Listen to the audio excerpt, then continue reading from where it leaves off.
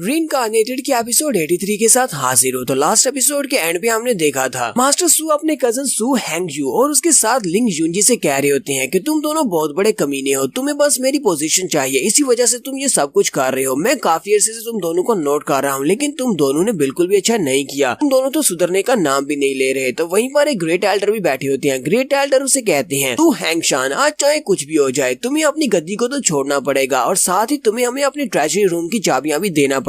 हमारा जाओची भी वहीं पर खड़ा ये सब कुछ सुन रहा होता है। जाओची सोच रहा होता है, लगता है कि ये लोग आज ऐसे नहीं मानने वाले, ये इसकी पोजीशन को छीन कर रहेंगे और साथ ही वहाँ पर ट्रेजरी में रखा हुआ खजाना कौन सा है जो इनको चाहिए। सू हैंगजू से कहता है, मेरा बेटा हाईजू जो कि 20 साल का है, वो अपनी स्पिरिट परफॉर्म के 8वें लेवल तक पहुंच चुका है, यानी कि वो एक बहुत बड़ा जीनियस है, पर तुम्हारे पास ऐसा कोई भी नहीं है जो कि उसके लायक हो। इसलिए मैं चाहता हूँ कि तुम्हारे ट्रेजरी रूम में जो स्पेशल आर्टिफैक्ट है, जो भी खजाना रखा हुआ है, स्पेशल चीज को तुम मेरे बेटे को दे दो। अगर मेरा बेटा उसको यूज करता है तो अगले 10 साल में जी इतना ज्यादा स्ट्रॉन्ग बन जाएगा, हमारे क्लैन की तरफ कोई भी आंख उठाकर नहीं देख पाएगा। सू हाईजू भी जल्दी से आगे बढ़ता है। तो सू हाईजू के फादर उसे कहते हैं, सू हैंगशान, लगता है कि तुम मेरे बेटे से बहुत ज्यादा जेलस हो, क्योंकि तुम्हारा बेटा हाउरैन बिल्कुल बेकार है, वो तो स्पिरिट परफॉर्म के 3rd लेवल पर है। तो तुम यहाँ पर अपने बेटे हाउरैन को मेरे बेटे हाउजू के साथ फाइट करने के लिए भेजो। इन दोनों में यहाँ पर फाइट करवाते हैं, देख लेते हैं कि इन दोनों में से कौन ज्यादा स्ट्रॉन्ग है। जो जीतेगा वो स्पेशल खजाना उस बंदे को मिल जाएगा जो भी यहाँ पर फाइट को जीतेगा, या तो वो तुम्हारे बेटे को मिलेगा या फिर मेरे बेटे को मिलेगा। हाउजू आगे बढ़ता है और अपने कजिन से कहता है, ब्रदर हाउरैन, चलो जल्दी से यहाँ पर आओ, हम दोनों यहाँ पर आपस में फाइट करते हैं और दिखाते हैं इनको कि हम दोनों में से कौन ज्यादा स्ट्रॉन्ग है और कौन इस फाइट को जीतता है। ग्रेट एल्डर यहाँ पर एक प्रस्ताव रखते हैं। वो हैंगशान से कहते हैं,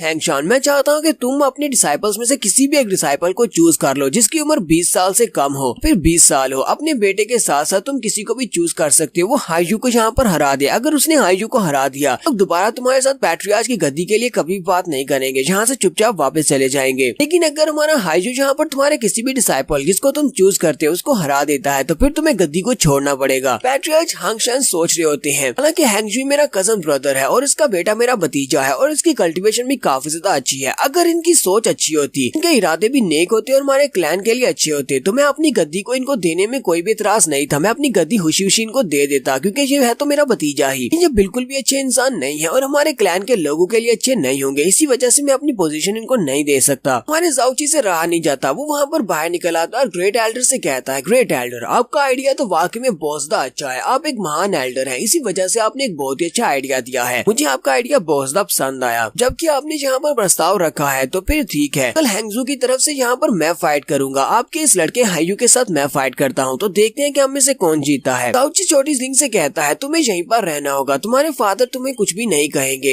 हालांकि तुम यहाँ पर फैमिली मीटिंग में चली आई हो। मैं चाहता हूँ कि तुम यहीं पर दूर खड़ी ये सब कुछ देखो, जब तक कि मैं अपनी फाइट को जीत नहीं लेता तब तक तुम वहाँ पर मत आना। लिंग काफी ज्यादा घबराई हुई होती है। वो उसे कहती है, ब्रदर यूनजी, लेकिन तुम्हारा क्या होगा? जो उसकी तरफ देखता है और उसे कहता है, लिंग, क्या तुम्हें लगता है कि मैं तुम्हें यहाँ पर प्रोटेक्ट कर सकता हूँ? फिर वाकई में तुम्हें लगता है कि मैं तुम्हें प्रोटेक्ट कर सकता हूँ तो फिर मेरे साथ आओ, तुम्हें भी मेरे साथ ही रहना चाहिए। कोई भागती हुई आगे बढ़ती है और उसे कहती है, हाँ क्यों नहीं ब्रदर यूनजी, मुझे तुम्हारे ऊपर पूरा विश्वास है कि तुम मुझे बचा लोगे, तुम मुझे कुछ भी नहीं होने दोगे। मुझे भी सोच रहा होता है, मेरी पिछली लाइफ में मैं इसको बचा नहीं पाया था, ये मेरे हाथों में दम तोड़ गई थी, लेकिन इस बार कुछ भी हो जाए मैं इसको प्रोटेक्ट करूंगा और इसके सर के एक बाल को भी नुकसान पहुंचने नहीं दूंगा। यहीं पर ब्लैकवुड गैंग का लीडर भी खड़ा होता है। उसका एक साथी उसे कहता है, सर ये वही बंदा है, इसने जंगल में हमारे पर अटैक किया था, हमने इस लड़की को किडनैप कर ही लिया था, लेकिन उसी वक्त इसने हमारे पर अटैक करके इस लड़की को बचा लिया था। कि उनका बॉस उनसे कहता है, बेवकूफो, ये लड़का तो स्पिरिट परफॉर्म के 1st लेवल पर है, तुम लोगों ने एक लड़के को अपने आप को हराने कैसे दे दिया? तुम्हारा प्लान फेल कर दिया सिर्फ एक लड़के की वजह से। बॉस आगे बढ़ता और हैंगजुई से कहता है, हैंगजुई, यही वो लड़का है जिसने हमारे प्लान को फेल कर दिया। हम तो तुम्हारी भतीजी को किडनैप करने ही वाले थे, लेकिन इस लड़के ने वहाँ पर आकर हमारे गुंडों को वहाँ से भगा दिया। काफी ज्यादा स्ट्रॉन्ग है, इससे निपटना मुश्किल हो सकता है। हैंगजुई से कहता है, मैं तो सोच रहा था कि इस लड़के को कहाँ पर ढूंढूं ताकि मैं इससे बदला ले सकूं मेरे प्लान को फेल करने की वजह से, लेकिन अब ये यहाँ पर खुद ही आ गया है तो मेरा बेटा इससे मेरा बदला लेगा। साथ ही वो टेलीपैथी को यूज करते हुए अपने बेटे से कहते हैं, मैं चाहता हूँ कि तुम कोई ना कोई बहाना ढूंढो और इस लड़के को एक अच्छा सबक सिखाओ, जितना अच्छा हो सके उतना अच्छा ठीक है, और हो सकता है कि एक्सीडेंटली तुम इसको मार भी डालो, ये भी ज्यादा बेहतर रहेगा। तो बेटा उसे कहता है, ठीक है फादर, जैसा आपने कहा वैसा ही करता हूँ। हाईजू जाउची से कहता है, तुम कहाँ से आए हो? तुम हमारे ग्रैंडवे क्लैन के मेंबर तो नहीं दिखाई देते हो, ना ही तुम यहाँ के कोई स्टूडेंट दिखाई देते हो, इसलिए चुपचाप यहाँ से हमारे सामने अपना सर झुकाओ, माफी मांगो और यहाँ से दफा हो जाओ, क्योंकि तुम हमसे फाइट करने के लायक नहीं हो। अगर तुम यहाँ पर मेरे सामने अपना सर झुकाकर माफी मांगकर यहाँ से नहीं जाते तो उसके बाद यंग मास्टर खुद तुम्हारे सर को को नीचे झुकाएगा, तुमसे माफी मंगवाएगा और फिर तुम्हें उठाकर बाहर फेंक देगा।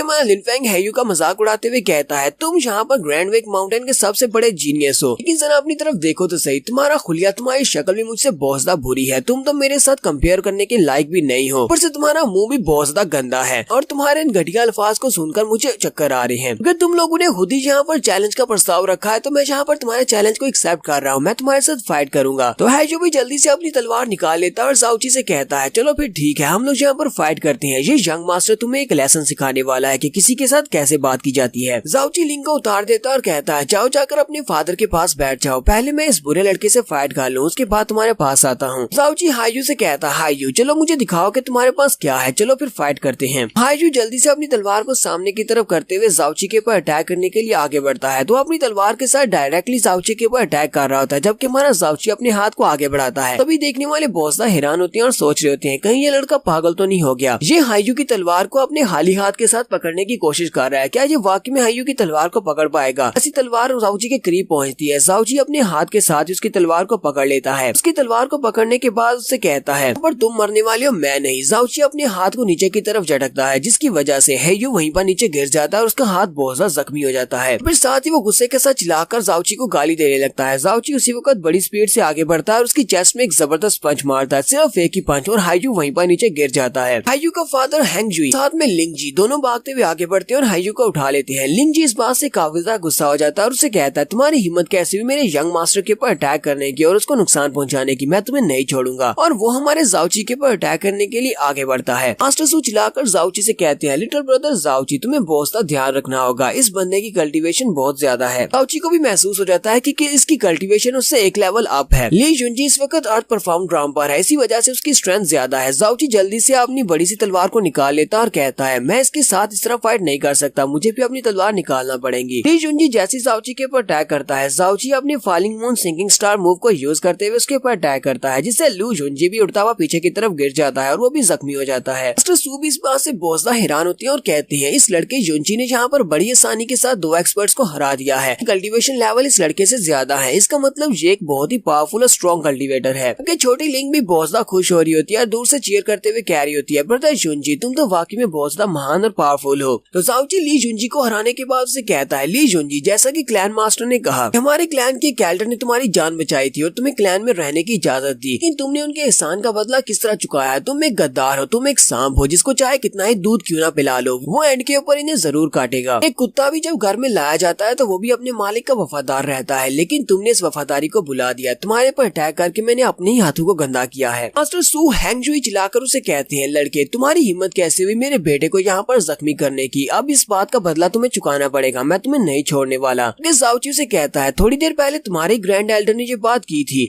हम में से कोई भी स्टूडेंट जो कि 20 साल से कम उम्र का हो यहाँ पर तुम्हारे इस हैयू को हरा देता है तो दोबारा कभी भी यहाँ पर अपनी शक्ल नहीं दिखाओगे और ना ही कभी पोजीशन की लेने की बात करोगे। अब तुम लोगों को वो ट्रेजर भी नहीं मिलेगा जिसके लिए तुम लोग यहाँ पर ये सब कुछ कर रहे हो। तो पैट्रियार्च सू इस बारे में फैसला करेंगे कि वो स्पेशल ट्रेजर को किसको देना चाहते हैं। ग्रेट एल्डर जाओची से कहते हैं, ये बात ठीक है कि मैं अपने अल्फाज पर पूरा उतरूंगा क्योंकि मैं इस क्लैन का ग्रेट एल्डर हूँ, ये बात भी सच है कि मैंने तुम्हें यहाँ पर पहले कभी नहीं देखा, तुम मेरे ग्रैंड वे क्लैन के एक स्टूडेंट नहीं हो। पर से हमारे ग्रैंड वे क्लैन का ये रूल है कि हम लोग बाहर से किसी भी लड़के को अपना स्टूडेंट नहीं बनाते। जहाँ तक ये जी जुनजी, हमने कभी भी इसे अपना स्टूडेंट नहीं माना, इसकी भी औकात यहाँ पर एक गुलाम से ज्यादा कुछ भी नहीं थी, एक नौकर से ज्यादा नहीं थी। जाओची यहाँ पर अपने आप को इनका क्लैन का साबित करने के लिए कहता है, ग्रेट एल्डर, पैट्रियार्च सू ने अपनी बेटी लिंग की शादी मेरे साथ पहले से तय कर दी हुई है, दोनों की मंगनी हो चुकी है और बहुत ही जल्दी जब ये 16 साल की हो जाएगी तब हम दोनों की शादी हो जाएगी। जाओची ने यहाँ पर किसी को भी नहीं छोड़ा, इसने 40 साल की आंटी को भी नहीं छोड़ा, 10 साल की बच्ची को भी नहीं छोड़ा, उसके साथ भी शादी का कह दिया। मास्टर सू भी काफी ज्यादा हैरान होते हैं और कहते हैं, ये लड़का तो काफी ज्यादा तेज निकला, हालांकि इस लड़के की कल्टीवेशन काफी अच्छी है और ऊपर से इसे लिंग की काफी ज्यादा परवाह भी है। और इसने यहाँ पर ये बात की है कि मेरी बेटी की शादी मैं इसके साथ करूंगा तो मुझे भी इसके साथ इसका साथ देना चाहिए क्योंकि मैं भी चाहता हूँ कि मेरी बेटी की शादी इस जैसे एक लड़के के साथ हो जाए। सूलिंग बेचारी भी वहीं पर खड़ी खड़ी बहुत ज्यादा शर्मा रही होती है। मास्टर सू जाओची का साथ देते हुए कहते हैं, बहुत सारे जीनियस डिसाइपल्स को देखा है लेकिन जाओची को मैंने अपनी बेटी के लिए चूज किया है, ये एक नंबर 1 जीनियस है जो कि अपने से पावरफुल कल्टीवेटर्स को हरा सकता है। मैंने अपनी बेटी की मंगनी इसके साथ कर दी हुई है, मेरी बेटी 16 साल की हो जाएगी तब मैं इन दोनों की शादी कर दूंगा और एक बहुत बड़ी सेरेमनी होगी, तुम सभी को बुलाया जाएगा। तो मतलब यह है कि ये लड़का अब मेरा दामाद बन चुका है। मेरा दामाद बनने के मतलब यह है कि ये ग्रैंड वे क्लैन का एक हिस्सा है। जाओची उसी वक्त उसके सामने झुकते हुए कहता है, फादर सू का दामाद जहाँ पर आपके सामने झुकते हुए आपको ग्रीट करता है, मुझे अपना आशीर्वाद दे। तो यहाँ पर हम लोग अपनी एपिसोड 83 का एंड करेंगे। एपिसोड की एक्सप्लेनेशन अच्छी लगी हो तो कमेंट करके जरूर बताइएगा। चैनल को सब्सक्राइब कर दे, वीडियो को लाइक और शेयर कर दे। शुक्रिया।